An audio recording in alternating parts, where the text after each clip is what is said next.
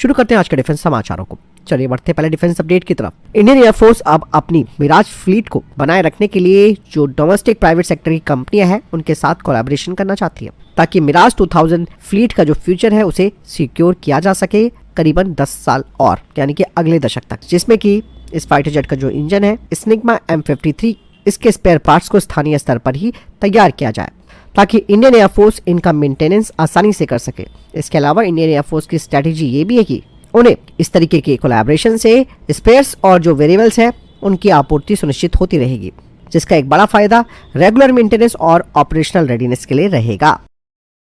दोस्तों सबसे बड़ी अपडेट आ रही है HAL को लेकर। दरअसल दोस्तों HAL के कॉम्बैट एयर टीमिंग सिस्टम ने फुल स्केल डेमोन्स्ट्रेशन यानी कि कैट्स वॉरियर के इंजन ग्राउंड रन का सफलतापूर्वक संचालन करके एक महत्वपूर्ण उपलब्धि हासिल की है और अब भारत का कैट्स वॉरियर जल्द ही तैयार हो जाएगा। ये एक बहुत महत्वपूर्ण परीक्षण माना जाता है।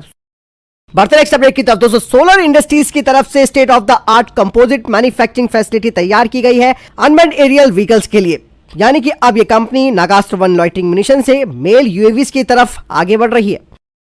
बढ़ते नेक्स्ट अपडेट की तरफ, जो कि स्ट्राइकर आर्मर्ड फाइटिंग व्हीकल को लेकर आ रही है और अमेरिका की तरफ से अब जो स्ट्राइकर बख्तर-1 फाइटिंग व्हीकल है उसके लिए जो प्रपोजल था वो अप्रूव कर दिया गया है। आपको बता दें कि भारत का रक्षा मंत्रालय करीबन 530 यानी कि 530 स्ट्राइकर आर्मर्ड फाइटिंग व्हीकल्स को खरीदेगा अपनी 10 मैकेनाइज्ड इन्फेंट्री बटालियन के लिए। इसके अलावा अमेरिका की फॉरेन मिलिट्री सेल्स फ्रेमवर्क की तरफ से ऑफ द सेल्फ एक्विजिशन भी पूरा हो गया है, जिसके तहत इन वाहनों को भारत के साथ मिलकर तैयार किया जाएगा और जिस वाहन को भारत और अमेरिका बनाएंगे स्ट्राइकर के, वो एक अलग वेरिएंट होगा, यानी कि ये variant manual short range air defence variant होने वाला है। यहाँ पर दोस्तों ये बात समझ से परे कि भारत क्यों अपना पैसा इन विदेशियों के हाथ दे रहा है, जबकि भारत की खुद की स्वदेशी डिफेंस कंपनियां इस तरीके के बख्तरबंद वाहनों का निर्माण कर रही है। शायद इसके पीछे क्या प्रेशर है अमेरिका का या फिर कुछ और, आपको क्या लगता है कमेंट सेक्शन में लिखकर जरूर बताइएगा।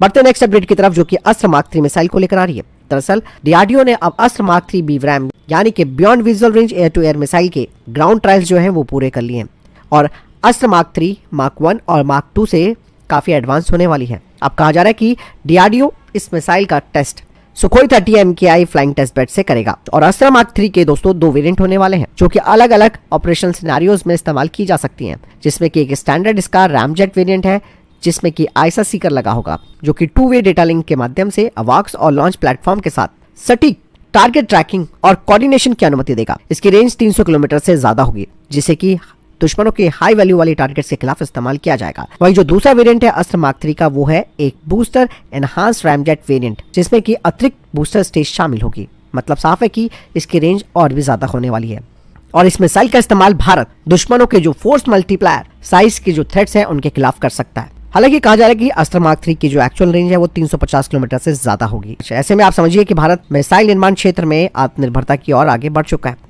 बढ़ते नेक्स्ट अपडेट की तरफ, जो कि साउथ कोरिया को लेकर आ रही है। साउथ कोरिया ने अब अपने KF-21 जो फाइटर जेट है उसके लिए अब खुद का जेट इंजन टेक्नोलॉजी विकसित करने की बात कही है और इसे उन्होंने अपना एक राष्ट्रीय मिशन भी घोषित किया।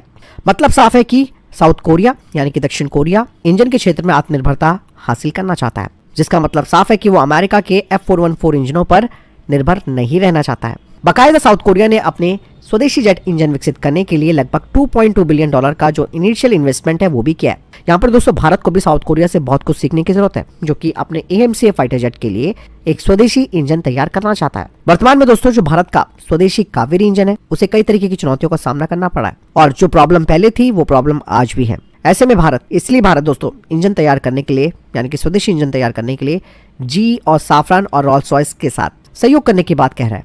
यहाँ पर दोस्तों भारत को अब अपनी मौजूदा क्षमताओं का फायदा उठाना चाहिए और कावेरी प्रोग्राम से जो भी अनुभव प्राप्त हुआ है उसी के बेसिस पर नया इंजन विकसित करना चाहिए और तेजी से इस पर काम करना चाहिए। भले ही भारत शुरू में स्वदेशी और विदेशी दोनों टेक्नोलॉजीज को अपने इंजन में शामिल करे।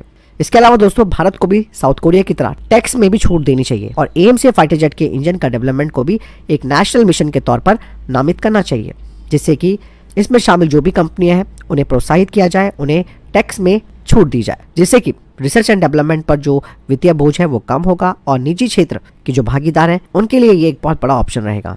और जहां तक बात आती है अगर भारत किसी फॉरेन OEM के साथ कोलैबोरेशन करता है, खासकर की टेक्नोलॉजी ट्रांसफर को लेकर भी, तो ऐसे में भारत को इन विदेशी OEMs के साथ अपनी खुद की शर्तें इनसे मनवानी पड़ेगी, ताकि भारत के पास इंजनों के इंटेलेक्चुअल प्रॉपर्टी राइट हो, जिससे कि भारत को लॉन्ग टर्म में एक बड़ा फायदा भी मिलेगा।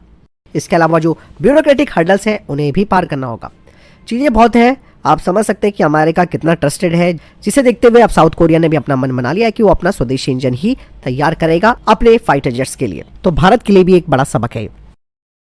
भारतीय नौसेना दोस्तों अब अपने कोस्टल डिफेंस क्षमताओं को बढ़ाने के लिए 155 mm की हाविजर तोपों को खरीदने पर विचार कर रही है। यहाँ पर दोस्तों भारतीय नौसेना के पास इस वक्त 105 mm की लाइट फील्ड गन है, लेकिन भारतीय नौसेना अब अपने आप को एक लेवल और ऊपर लेकर जाना चाहती है। और यही नहीं, भारतीय नौसेना अपने कोस्टल इंस्टॉलेशंस और जो नेवल एसेट्स है उन्हें एक कवर देने के लिए 155 mm की हाविजर्स को खरीदना चाहती है। 155 mm कैलिबर का सबसे खास बात यह होता है कि इसमें आधुनिक गोला बारूद के जो भी टाइप्स हैं वो इससे फायर की जा सकते हैं। ऐसे में दोस्तों भारत की स्वदेशी ATAGS, धनुष, इन्हें भारतीय नौसेना के हिसाब से अनुकूल किया जा सकता है।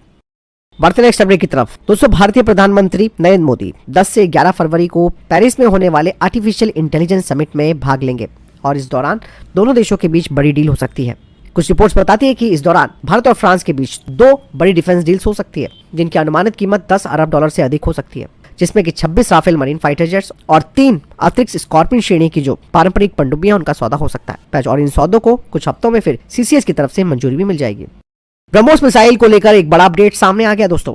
भारत और इंडोनेशिया ने अब ब्रह्मोस मिसाइल डील को अंतिम रूप देने की तैयारी कर ली है और इंडोनेशिया के राष्ट्रपति दोस्तों भारत का दौरा करने वाले हैं। ब्रह्मोस मिसाइल जो कि अपनी ताकत के लिए जानी जाती है, अब ये मिसाइल भारत इंडोनेशिया को देने जा रहा है, जिससे कि इंडोनेशिया की जो तटीय और समुद्री रक्षा क्षमताएं हैं वो काफी बढ़ जाएंगी।